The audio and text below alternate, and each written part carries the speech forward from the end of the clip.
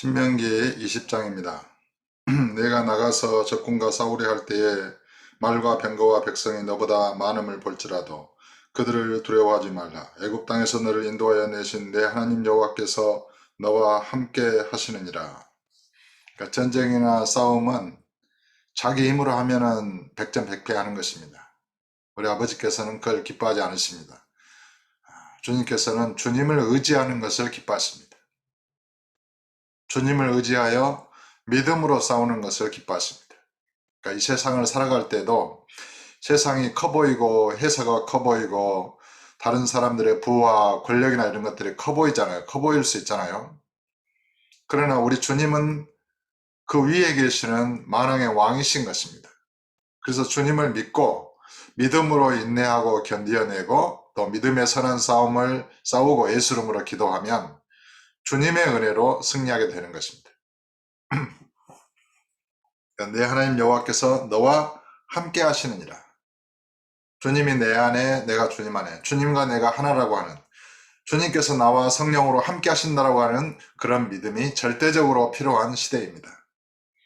너희가 싸울 곳이 가까이 가면 제사장은 백성에게 나아가서 구하여 그들에게 말하여 이르기를 이스라엘아 들으라 너희가 오늘 너희의 대적과 싸우려고 나왔으니 마음에 겁내지 말며 두려워하지 말며 떨지 말며 그들로 말미암아 놀라지 말라. 이 겁내고 두려워하고 떨고 놀라는 이런 모든 것은 마음속에서 일어나는 작용인데 마음속에서도 그런 감정에서 일어나는 작용이다 이렇게 볼 수 있겠습니다. 그러니까 신앙이라고 하는 것은 이성이나 어떤 의지에도 있지만은 감정이 핵심적인 역할을 하는 게 아닌가 그런 생각이 듭니다. 감정의 어떤 주님을 영접하고 감정에서 의지함으로 인해서 두려워하거나 떨지 않고 두려워하지 않고 놀라지 않고 또 겁내지 않고 강하고 담대한 그런 감정을 가지고 이 믿음의 선한 싸움에서 승리하는 저와 여러분 되시기를 예수 이름으로 축복합니다. 너희 하나님 여호와는 너희와 함께 행하시며 너희를 위하여 너희 적군과 싸우시고 구원하실 것이라 할 것이며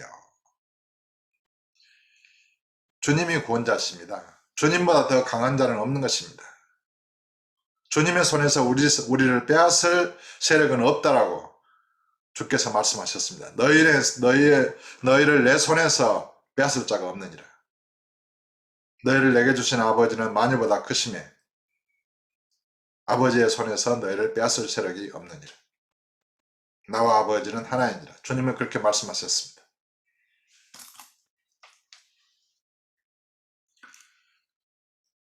5절입니다. 책임자들은 백성에게 말하여 이르기를 새 집을 건축하고 낙성식을 행하지 못한 자가 있느냐.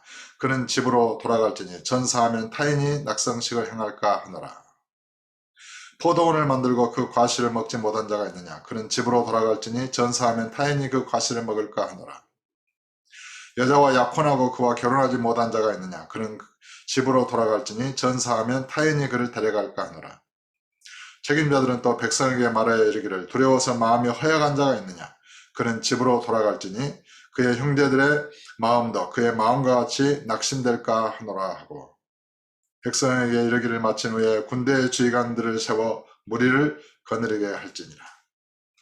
새 집을 지은 자, 포도원을 이렇게 만든 자, 또 약혼하고 결혼하지 못한 자, 또 마음이 허약해서 두려워하는 자, 이들은 전쟁에 나갈 수 없다는 것입니다. 마음이 허약한 자와 두려워하는 자가 함께 가면 오히려 그 주변의 사람들을 두렵게 하고 전쟁에 패하게 할 요인이 될 수 있습니다. 마음이 집에 있거나 포도원에 있거나 약혼한 여인에게 있으면 죽기를 겁내할 수도 있고 전사하면 그 모든 것이 어떤 너무나 억울한 일이 될 수도 있기에 그런 사람은 돌아가라는 것입니다. 10절에 내가 어떤 성읍으로 나아가서 치료할 때는 그 성읍에 먼저 화평을 선언하라. 어떤 성을 치러 나갈 때 이 전쟁하는 자의 기본은 먼저 화평을 선언하는 것입니다. 그래서 여호와의 뜻이 무엇인지 정확하게 분별하는 것입니다.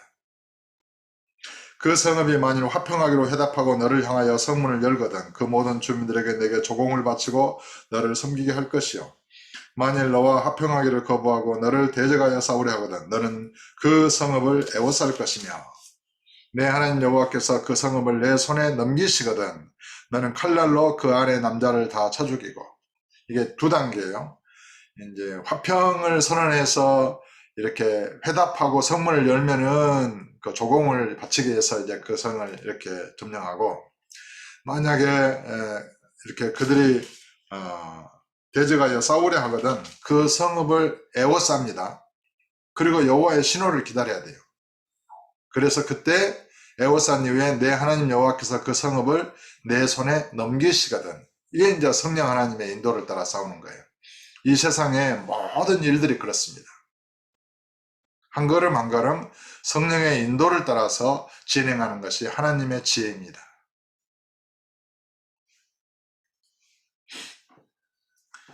그래서 14절에 너는 오직 여자들과 유아들과 가축들과 성읍 가운데 있는 모든 것을 너를 위하여 탈취물로 삼을 것이며 너는 내 하나님 여호와께서 내게 주신 적군에게서 빼앗은 것을 먹을지니라. 그러니까 남자나 여자나 유아까지 짐승까지 다 멸절하라는 그러한 주의 명령이 있을 수 있고, 또 남자는 다 쳐 죽이고 여자나 유아들은 가축들은 살려서 탈취물로 삼으라. 이런 이제 두 가지의 명령으로 구분이 됩니다. 그 성읍의 상태에 따라서 어떤 이렇게 달랐던 것으로 보여집니다. 15절에 내가 내게서 멀리 떠난 성읍들 곧 이 민족들에게 속하지 아니한 성읍들에게는 이같이 행하려니와 오직 내 하나님 여호와께서 내게 기업으로 주시는 이 민족들의 성읍에서는 호흡 있는 자를 하나도 살리지 말지니. 그러니까 어떤 이제 그 성읍이 주께서 허락하신 가나안 족속의 그런 가나안 땅에 있는 성읍들은 하나도, 호흡 있는 자는 하나도 남기지 않고 다 멸절하지만은 멀리 떨어져 있는 성읍들은 남자는 다 쳐 죽이고 여자나 유아는 짐승들은 탈취물로 삼으라는 것입니다.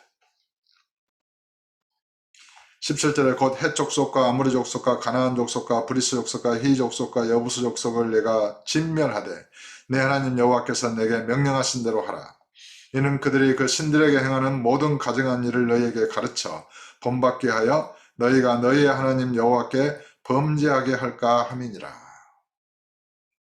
그러니까 적은 누룩이 많은 덩이에 퍼진다고 어떤 그 민족의 가증한 신들을 섬기는 그 사람들을 살려놓으면, 여자든지 유아든지, 그러면은 그들이 이스라엘의 마음을 미혹해가지고 다른 신들을 섬기게 할까 우리 주님께서는 두려워했다는 것입니다. 그것을 염려하셨다는 것입니다. 두려워했다기보다 염려하셨다는 것입니다. 19절에 너희가 어떤 성읍을 오랫동안 애워싸고 그 성읍을 쳐서 점령하려 할 때에도 도끼를 둘러 그곳에 나무를 찍어내지 말라. 이는 너희가 먹을 것이 될 것이니 찍지 말라. 들의 수목이 사람이냐 너희가 어찌 그것을 애워싸겠느냐. 그러니까 들의 수목은 남겨두라는 것입니다. 과일나무든지 어떤 땔감이든지 또 집을 건축할 나무든지. 다만 과목이 아닌 수목은 찍어내어 너희와 싸우는 그 성읍을 치는 기구를 만들어 그 성읍을 함락시킬 때까지 쓸지니라. 그러니까 과일나무는 다 이렇게 찍지 말고 그런 과목이 아닌 나무는 이제 전쟁에 수요가 이렇게 필요한 대로 찍어내서 이렇게 사용하라는 말씀입니다. 오늘은 영적인 전쟁에 대하여 주께서 말씀하시는 줄로 그렇게 이해가 됩니다.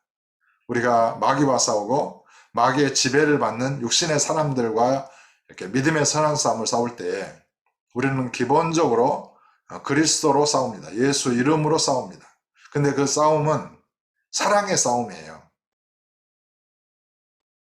이것을 오해하면 안 됩니다. 오늘날 복음의 사람들은 세상이 악하고 또 죄에 오염되어 있고 마귀의 지배를 받는다 그래서 세상을 미워하는 것이 아닙니다.